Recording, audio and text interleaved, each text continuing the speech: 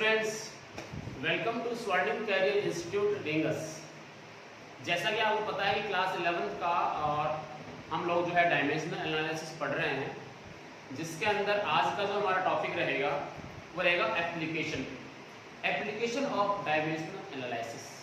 Dimensions की usage क्या है, उससे भी क्या क्या बेनिफिट्स होने वाले हैं, उनकी स्टडी करने वाले हैं। सो उसको समझने से पहले एक छोटा सा लॉ है, बट वो बहुत इंपॉर्टेंट है एप्लीकेशंस के लिए, और वो है law of homogeneity. Law of homogeneity, वीनीय समांगता का सिद्धांत। लॉ ऑफ होमोजेनिटी क्या होता है, बहुत ज्यादा डिटेल में जाने जरूरत नहीं है, बहुत ज्यादा परेशान होने जरूरत नहीं है, बिल्कुल सिंपल सी भाषा में समझिए। फोर्स में फोर्स ऐड होगा, फोर्स में फोर्स से सब्ट्रैक्ट हो सकता है, यानी सेम फिजिकल क्वांटिटी में जिनकी डायमेंशन सेम होती है वही ऐड हो सकती है, वही क्या हो सकती है, सब्ट्रैक्ट हो सकती हैं। जैसे वेलोसिटी है, उसकी कोई ना कोई डायमेंशन है lt माइनस, दूसरा मेरे पास फोर्स है ml t माइनस, उसकी डायमेंशन नहीं होती। क्या इन दोनों को ऐड कर सकते हैं? तो आंसर है नहीं, क्योंकि इनकी डायमेंशंस क्या हैं, अलग अलग।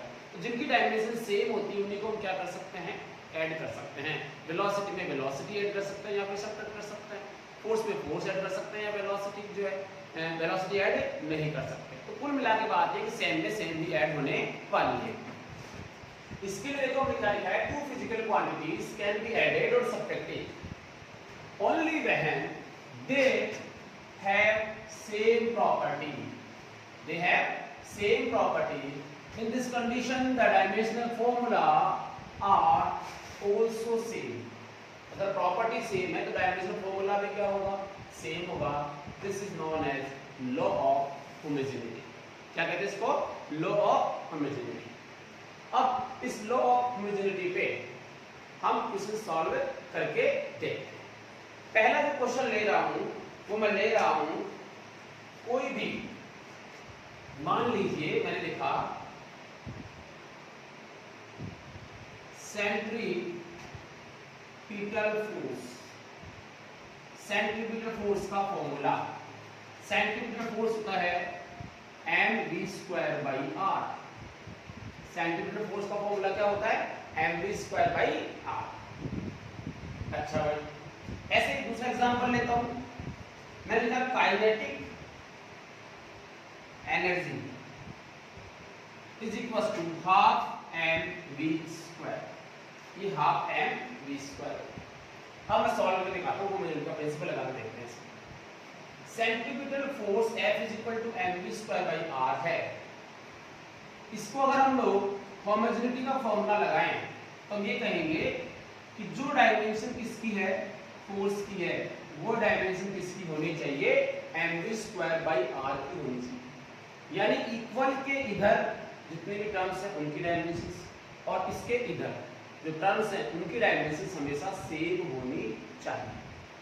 तो हमने देखा f की डायमेंशन ये है, इधर की बात की जाए m क्या है, मास, मास की डायमेंशन प्लस v की डायमेंशन इनटू v की डायमेंशन अपॉन r की डायमेंशन। ठीक है, सो this is f, this is m, this is v और दिस इज r। मैं आपको बता दूं यहाँ पे v तो क्या है, वेलोसिटी है, ठीक है, m क्या है, मास है, और r क्या है, रेडियस। ठीक है, अब ये फॉर्मूला कहाँ से आया, कहाँ से नहीं आया, टारगेट वाले बच्चे सब जानते हैं इसके बारे में। क्लास 11 वाले जो बच्चे हैं ज़्यादा दिमाग नहीं लगाया, अभी हमें सीखना है डायमेंशनली इस होमोजेनिटी का मीनिंग क्या होगा। देखिए इधर से ये क्या है, फोर्स, फोर्स की डायमेंशन क्या होती है, mlt-2। फोर्स की डायमेंशन क्या होती है, mlt-2। इधर देखिए मास की डायमेंशन क्या होगी, m। वेलोसिटी की डायमेंशन क्या होती है बताइए, वेलोसिटी की lt-1। इसका क्या कर दो, स्क्वायर। ठीक है, नीचे देखिए यहाँ ये क्या है, रेडियस। रेडियस क्या होती है, लेंथ। लेंथ को क्या लिखेंगे, l। तो यहाँ से देखेंगे m, ये l की पावर कितनी हो गई, 2। ये नीचे से ऊपर जाएगा तो -1 हो जाएगा, तो बचेगा कितना, 1, और t की पावर माइनस। देखिए जरा, अब इस फोर्स की डायमेंशन को देखिए mlt-2, और इस तरफ जो आया उसकी डायमेंशन देखिए mlt-2।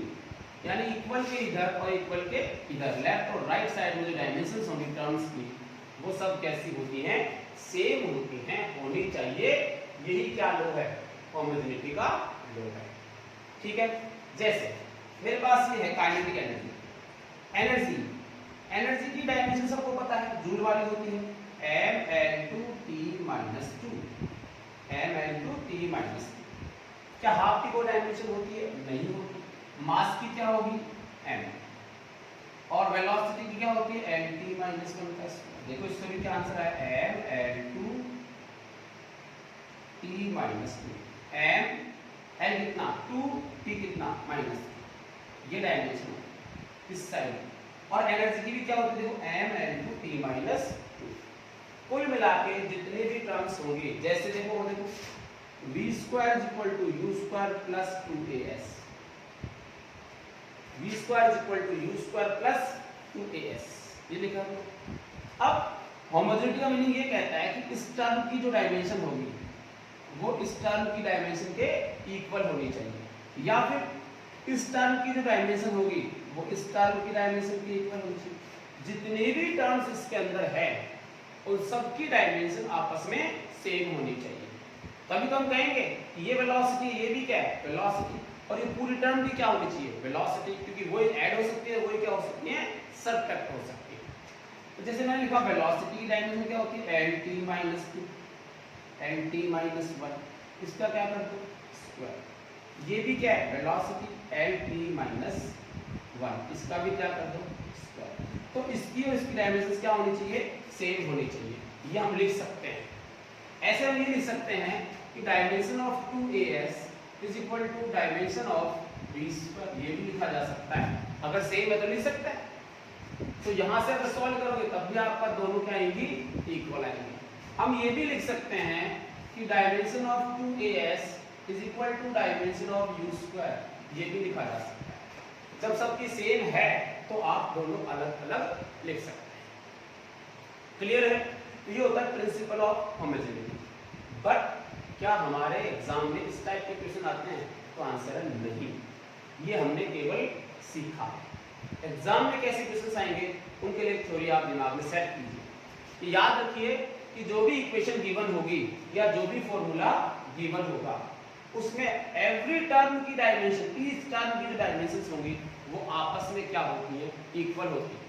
और अगर वो इक्वल होती हैं तो उनको आप अपनी इच्छा से ऐसे लिख सकते हो, ऐसे लिख सकते हो, ऐसे लिख सकते हो, और इस चीज को यूज लेके आप क्वेश्चन सॉल्व करने वाले हैं।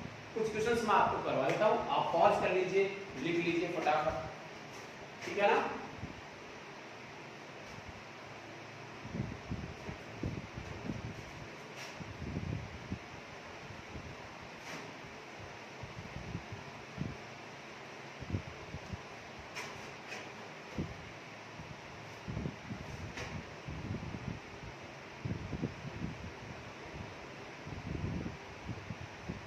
सपोज ये इक्वेशन गिवन, क्लियर है, इसलिए कहा गया है दिस x इज डिस्प्लेसमेंट।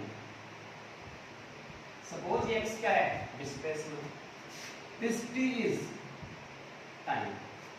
एक इक्वेशन दी हुई है, किसी पार्टिकल का displacement x = at² + bt + c के द्वारा दिया जाता है, where x is the displacement and t is the time।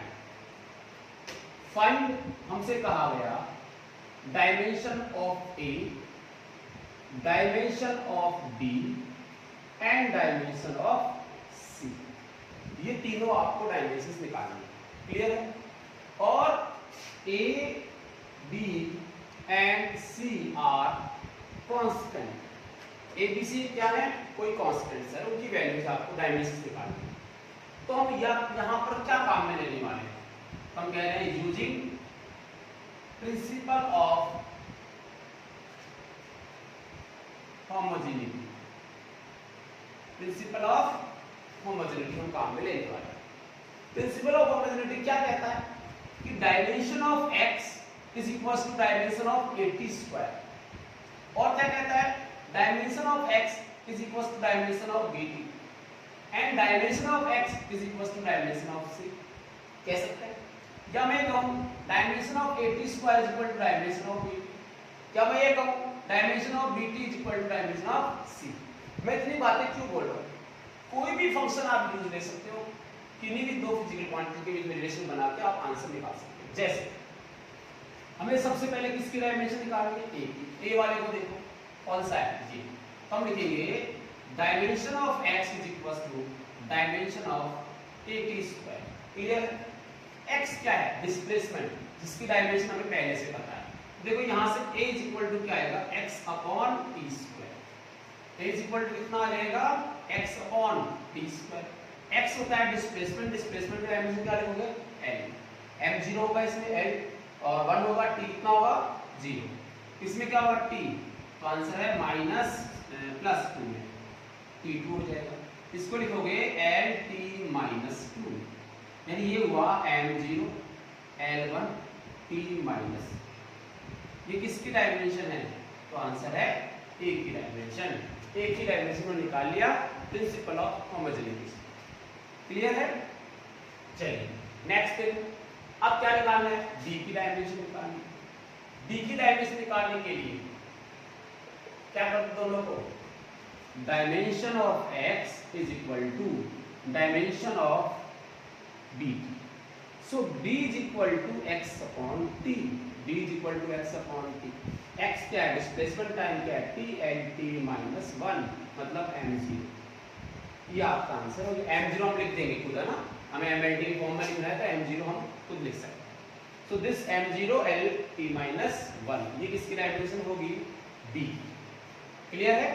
अच्छा, नंबर C की बात करते हैं। तो C के लिए क्या कर, देखो C के लिए लिख सकते हैं, यहां से भी कर सकते हो, ठीक है ना, यहां से भी सॉल्व कर सकते हैं, यहां से भी सॉल्व कर सकते हैं। मैं मान लो यहां लिखता हूं dimension of x is equal to dimension of C, मतलब ये तो L ही हो गया, जो x की डायमेंशन है वही किसकी होगी?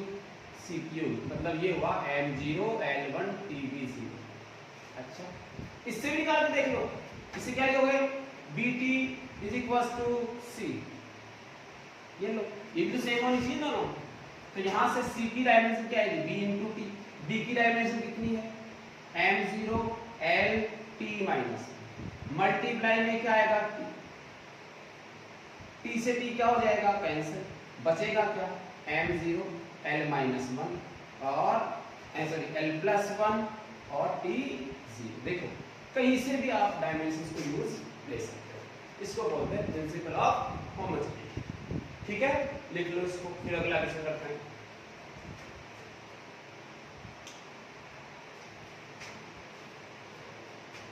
फटाफट लिख लो, पॉज करके लिख लो, ऐसे लिखो।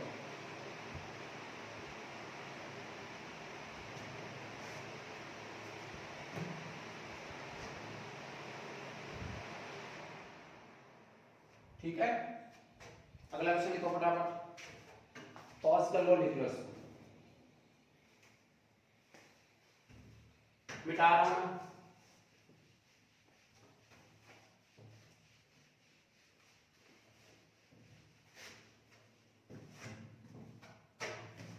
चलिए अगला क्वेश्चन आपके सामने ये है, सपोज गिवन है तो velocity of a particle v is equal to at plus b upon t plus c, ऐसे दे दिया।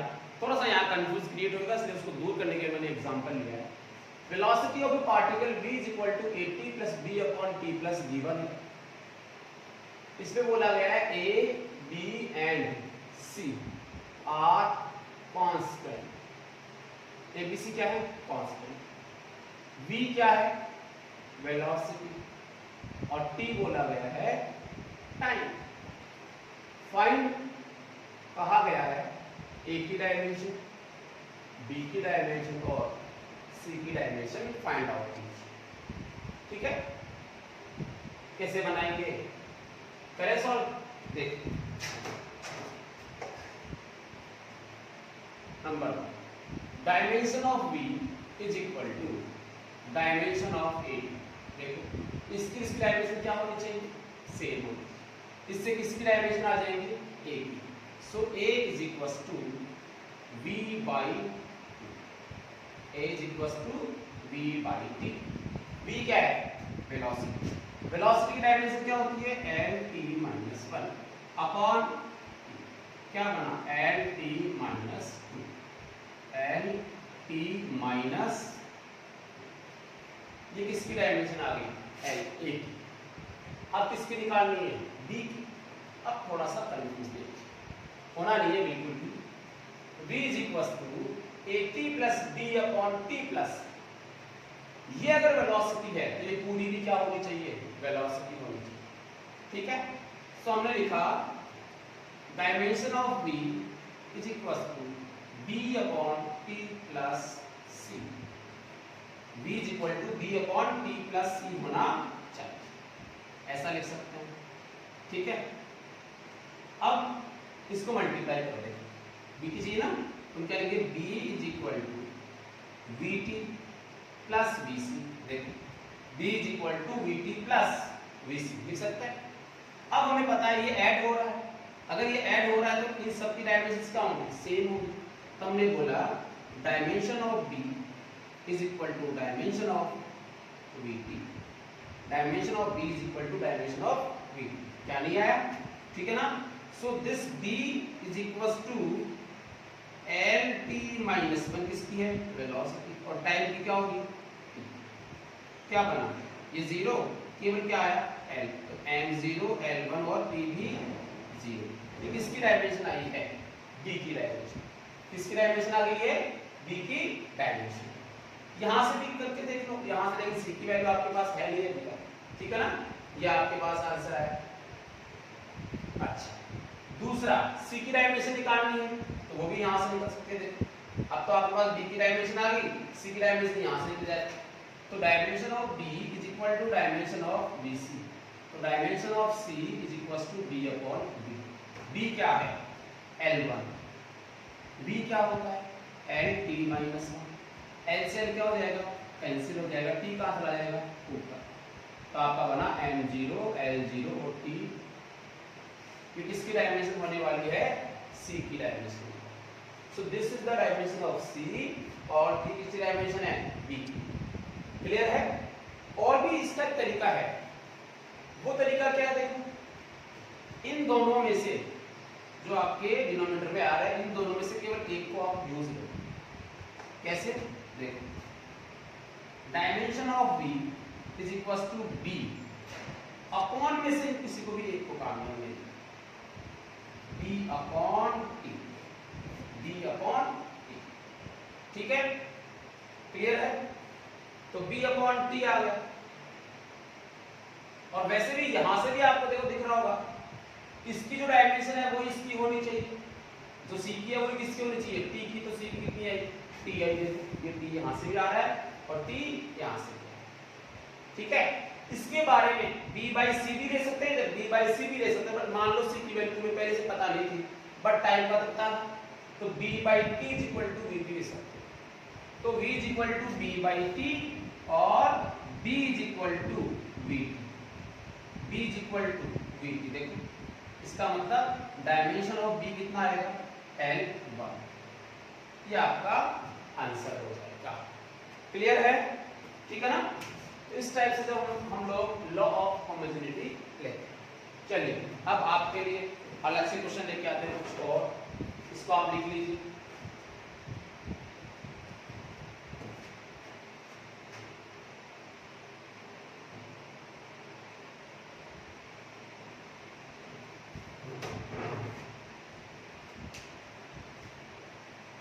ax minus bt plus C, ax minus bt plus C, ये क्वेश्चन है। ठीक है ना। चलो,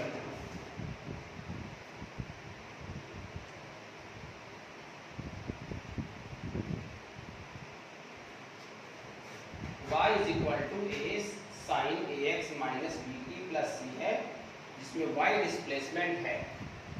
क्वेश्चन कहता है कि आपको एक इक्वेशन गिवन है ये, y is equal to a sine ax minus bt plus C, y को बोला गया है डिस्प्लेसमेंट, x बोला गया है डिस्टेंस, ये पहले से क्वेश्चन में गिवन, और t बोला गया है टाइम। और अब इसमें हमसे पूछा गया है वही सब चीजें ए बी और सी की dimensions. Find dimension of A, dimension of B और डायमेंशन ऑफ सी। ये हमसे पूछा गया ए बी सी जो कांस्टेंट है और इनकी हमसे डायमेंशन पूछी गई है। कैसे करोगे? तो कुछ बात याद कीजिए यहां से। सपोज इसको आप ऐसे लिख सकते हो y is equal to a sin theta, y is equal to a sin theta. अब आप देखिए थीटा की जगह क्या लिखा हुआ है ax minus bt plus c angle, मतलब ये हुआ थीटा यहां दिया हुआ है ax minus bt plus clear.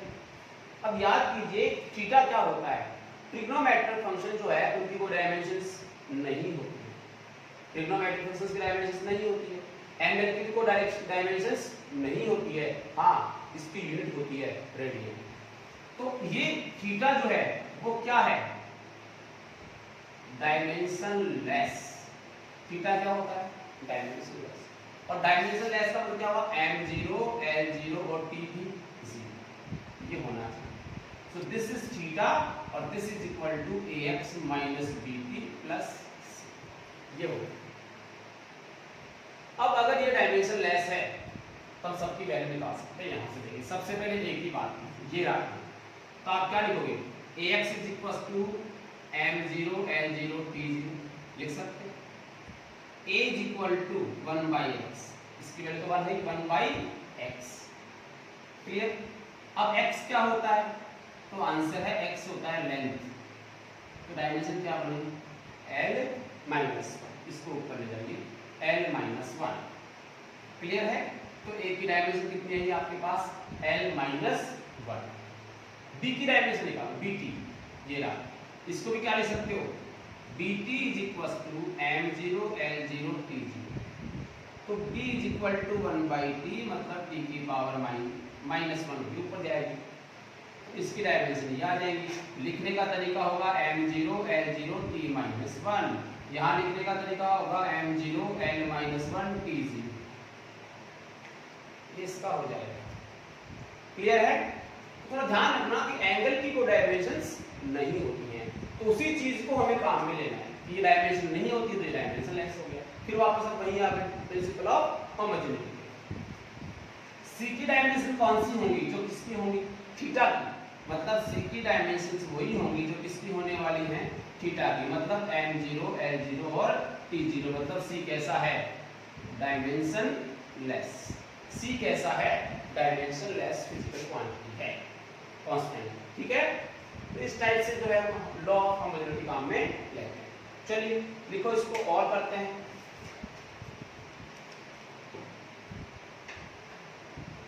एक क्वेश्चन मैं आपको और कराता हूं, उसके बाद जो है आईआईटी का क्वेश्चन करके देखेंगे। इसको आप उतार लीजिए, पॉज कर लीजिए।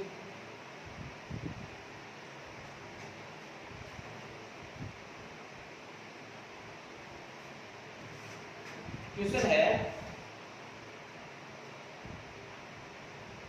T is equal to T naught e की power minus alpha t square, T is equal to T naught e की power minus alpha t square, ये हमें गिवन है, ठीक है। और हमसे पूछा गया है dimension of, find dimension of alpha. चलिए पहले खुद से सॉल्व करके देखेंगे। देखो जो e की पावर गिवन है ये e, इसको हम बोलते हैं एक्सपोनेंशियल फंक्शन। क्या बोलते हैं इसको, एक्सपोनेंशियल फंक्शन, e रेज़ की पावर, ये हमेशा कांस्टेंट वैल्यू होती है। क्या होती है, कांस्टेंट वैल्यू। तो अगर ये कांस्टेंट है, इसकी जो पावर है कांस्टेंट डायमेंशन लेस है, इसका मतलब इसकी पावर भी क्या होगी डायमेंशन लेस है। तो ध्यान रखिएगा e की पावर जब भी आती है, e की पावर जब भी आती है तो उसकी पावर हमेशा क्या होती है डायमेंशन लेस। हम लिखेंगे since alpha T square is what? Dimensionless. Alpha T square क्या है? डायमेंशनलेस। देखो अगर मैं p की डायमेंशन लिखता तो इनकी लिखता तो मेरे पास आंसर यहाँ पे पहुंच नहीं पाता हूँ, इसलिए मैं अल्फा पे गया सीखा और इसको देखा कि ये डायमेंशनलेस होना चाहिए, होता है। So alpha T square equal to dimensionless, मतलब ये हुआ m0 l0 और t0, ठीक है। तो अल्फा कितना आया? 1/t², मतलब डायमेंशन अगर लिखूं तो मैं लिखूंगा t²। तो अल्फा की डायमेंशन कितनी है? m को 0 लिखा जाएगा, l की पावर भी 0 लिखी जाएगी, t को ऊपर ले जाएंगे -2 आ जाएगा। ये अल्फा की डायमेंशन, बड़ा सिंपल है, ठीक है ना। ये अब ये अगर आपने कांसेप्ट तैयार कर लिया, दो चार बातें हैं। एंगल की डायमेंशन मत मानना, एंगल की डायमेंशन नहीं मानोगे तो उसको डायमेंशन लिख के फटाफट आंसर निकाल सकते। e raise to power something, वो क्या होती है? डायमेंशनलेस, ठीक है ना। उसी पे आईआईटी पे आया हुआ क्वेश्चन देखते हैं हम लोग, इसको मैं लिख लेता हूँ। आईआईटी में आया हुआ क्वेश्चन है P प्रेशर, देखो क्या क्वेश्चन है, इसको मिटा रहा हूँ। क्वेश्चन ये है P is equals to IIT, P is equals to given है हमें alpha upon beta, alpha upon beta exponential दिया गया minus alpha Z upon K theta. IIT में पूछा हुआ क्वेश्चन है P is equals to, P को बोला गया है यहाँ पे पावर, इसको बोल रहा है कि P क्या है? पावर। अल्फा और बीटा, अल्फा और बीटा क्या है? कांस्टेंट है, ठीक है। के जो आपका दिख रहा है के, उसको हम बोलते हैं बोल्ट्जमान कांस्टेंट। के को क्या बोलते हैं? Boltzmann constant.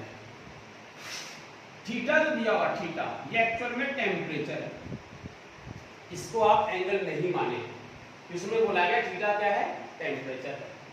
और जेड के लिए बोला है इन्होंने डिस्टेंस, जेड क्या बोली गई है? डिस्टेंस, जेड बोला गया है डिस्टेंस, क्लियर। और पूछा गया है हमसे find dimension of B, find dimension of beta, ये आपको फाइंड आउट करना है। लिख लीजिए, इसको हम सॉल्व कर लेते हैं। चलिए करें सॉल्व। देखो ये तो है पावर है, pressure, sorry pressure, pressure, this is pressure, ठीक है। चलिए अब देखो इसमें हमें अगर बीटा की डायमेंशन चाहिए, थोड़ा सा दिमाग लगाना स्टार्ट करें। exp का मतलब क्या होता है? e raise to power minus Z alpha Z upon K theta. ये जो एक्सपोनेंशियल लिखा हुआ है इसका मीनिंग ये है, अभी जो हमने पहले पढ़ा है, इसकी जो पावर होगी वो क्या होगी? डायमेंशनलेस। क्या होगी? डायमेंशनलेस। यानी इस पूरे की जगह तो m0 l0 t0 लिखा जाएगा। उस समय प्रेशर किसके इक्वल होगा? Alpha upon beta. और अल्फा की वैल्यू निकालने के लिए बीटा को इससे मल्टीप्लाई करना पड़ेगा, बट बीटा की डायमेंशन हमारे को में पता होना चाहिए। तो पहला पर्पस हो गया, या फिर मैं बताऊं तो अल्फा की डायमेंशन पता होना चाहिए, बीटा की निकालनी है तो बीटा निकालना पड़ेगा पहले। तो बीटा सॉरी अल्फा निकालना पड़ेगा, तो अल्फा कहां से निकालोगे? इस वाले कांसेप्ट से, इस वाले कांसेप्ट से पहले क्या निकालोगे? अल्फा निकालो। यहां से जो अल्फा आ जाएगा उसको यहां पुट अप कर देंगे और बीटा के वैल्यू पे प्रेशर का, बीटा निकालने के लिए अल्फा में प्रेशर का डिवाइड कर देंगे तो हमें कितना मिल जाएगा? बीटा मिल जाएगा। सिंपल। चलिए यहां से देखिए, हम जानते हैं since e raise to power minus alpha z upon k theta is equal to dimension, तो इसकी पावर जो है वो डायमेंशनलेस है, तो मैं इसको इतना लिख लेता हूं, ये लो alpha z upon k theta dimensionless होना चाहिए। अब अल्फा निकालना है, z को बोला गया डिस्टेंस, हम जानते हैं k बोल्ट्जमान कांस्टेंट और टेम्परेचर को थीटा के फॉर्म में लिख लेंगे। अब हमें ये नहीं पता बोल्ट्जमान कांस्टेंट, अब अगर आपको याद है इसकी डायमेंशन तो बहुत अच्छी बात है, जिनको इसकी डायमेंशन याद नहीं है उसको फॉर्मूला यूनिट वगैरह पता हो। जैसे मैं बताता हूँ, बोल्ट्जमान कांस्टेंट जो है उसकी यूनिट होती है जूल पर केल्विन, जूल पर केल्विन, इसकी क्या होती है, यूनिट होती है। यहां से क्या निकाल लो, इसकी डायमेंशन। डायमेंशन कैसे निकालेंगे, इसके लिए जूल की क्या होगी, वही वर्क वाली m l2 t minus m l2 t minus 2, ठीक है। अपॉन में क्या आएगा, अपॉन में केल्विन, केल्विन किसका है, टेम्परेचर का। टेम्परेचर को यहाँ क्या लिखा गया है, theta, so this is theta. तो डायमेंशन फॉर्मूला क्या बनेगा, m l2 t minus 2 theta minus 1। This is the dimension of Boltzmann constant, ये हमें मिल गया। अब हम लिख सकते हैं alpha is equal to a theta upon z। तो dimension of alpha is equal to dimension of a, dimension of theta, dimension of z। तो ये लिखो सबसे पहले m l2 t minus 2 theta minus 1, ये किसकी लिखी हमने, k। फिर ये क्या आएगा, थीटा अपॉन z क्या है, लेंथ, क्या बना m, l कितना हो जाएगा, ऊपर जाएगा तो ये -1, बचा कितना 1 l1, t कितना -2 t -2, और ये क्या हो जाएगा, कैंसिल हो जाएगा। सो m l1 t -2, ये आपके पास क्या आ गई, अल्फा की डायमेंशन। हमें किसकी निकालनी है, बीटा। तो बीटा की डायमेंशन निकालने के लिए हम लिखेंगे कि प्रेशर की जो डायमेंशन होगी वो अल्फा अपॉन बीटा की डायमेंशन के इक्वल होने वाली है, क्योंकि ये डायमेंशन लेस है। जब ऐसा होगा तो हम क्या लिखेंगे, beta is equal to alpha upon pressure, सही है। तो अल्फा की डायमेंशन तो m l t माइनस 2। अब प्रेशर की डायमेंशन देखो, प्रेशर की डायमेंशन पता नहीं है तो प्रेशर का फॉर्मूला क्या होता है, P is equal to force upon area, force का m l t minus 2, area का l square, then m l minus 1 t minus 2। ये फोर्स का फॉर्मूला, प्रेशर का फॉर्मूला, ये फोर्स की डायमेंशन, और ये आपका एरिया l स्क्वायर। इसको सॉल्व किया m l minus 1 t minus 2, clear है। ये लिख दो यहाँ पे m l minus 1 t minus 2, ठीक है। अब यहाँ देखिए क्या आ जाएगा, ये कैंसिल हो जाएगा, ये भी कैंसिल हो जाएगा, और ये क्या बचेगा, ऊपर जाएगा तो l2, ये इसका क्या आ जाएगा, बीटा की डायमेंशन। क्लियर, लिख लो।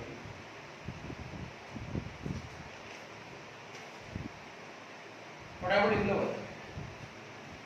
ये आईआईटी में आया हुआ क्वेश्चन है, और लॉ ऑफ होमोजेनिटी, ठीक है, इंपॉर्टेंट टॉपिक है। अभी हम इसके एप्लीकेशन भी पढ़ने वाले हैं, तो उस समय भी आपको ये आना चाहिए, ठीक है ना। तो फिर एप्लीकेशन जो है हम लोग नेक्स्ट वीडियो लेक्चर में पढ़ेंगे। वेरी इंपॉर्टेंट जो क्वेश्चंस